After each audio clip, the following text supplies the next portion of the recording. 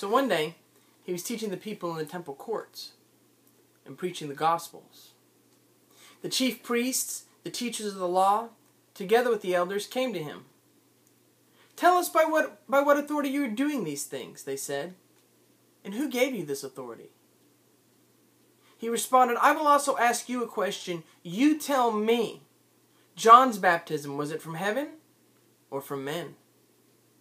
They discussed the matter among themselves and said, "If we say from heaven," he will ask, "then why did you not believe him? But if we say from men, the people will stone us, for they are persuaded that John was a prophet." So they answered him, "We do not know where it came from." Jesus responded, "Then neither will I tell you by what authority I am doing these things." He turned to the people and told them this parable. A man planted a vineyard, rented it to some farmers, and went away for a long time. But at harvest time, he sent his servant to the tenants to give him some of the fruit of the vineyard. But the tenants beat that man and sent him away empty-handed. So he sent another servant, and him they treated in the same way, and beat, and acted shamefully towards, and sent away empty-handed.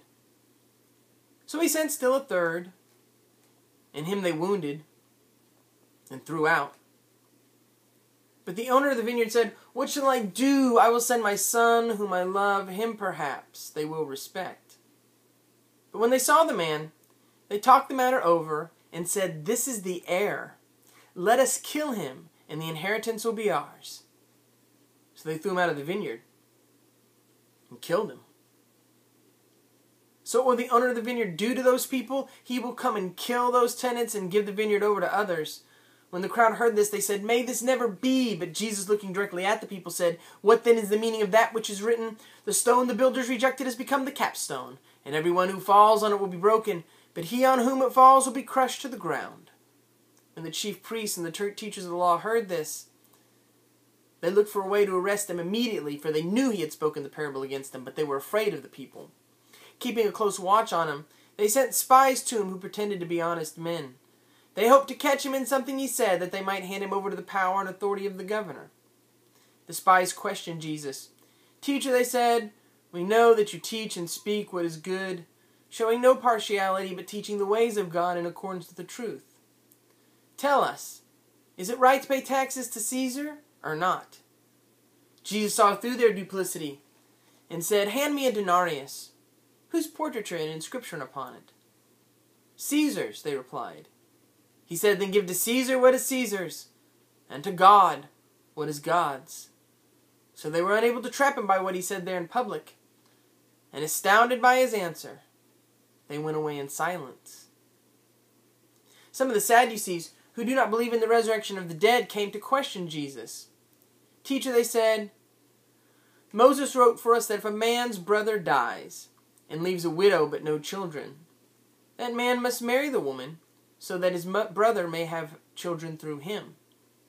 Now there were 7 brothers, and the first married a woman and died childless, and the second and the third also married her and died, and so in the same way all 7 brothers died childless.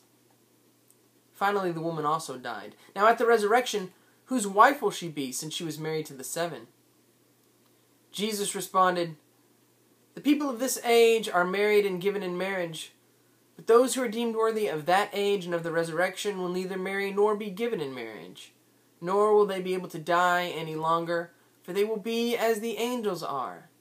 They are children of God, and so they shall be children of the resurrection.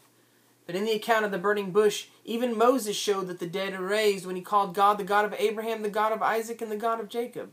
He is not the God of the dead, but of the living, for to him all are alive." When some of the teachers of the law heard this, they responded, "Well said, teacher," and no one dared ask him any more questions. But he turned to them and said, Why is it that they say that the Messiah will be the son of David? When David himself writes in the Psalms, 'The Lord said to my Lord, sit at my right hand until I make your enemy your footstools.' David calls him Lord, so how can he be his son?" While the people were listening to this intently, Jesus turned to his disciples and said, "Beware the teachers of the law, For they love to wear long robes and to be greeted in the marketplaces. They like the best seats at synagogues and the places of honor at banquets. They swallow widows' homes and for a show make long prayers. The punishment of such men will be quite severe.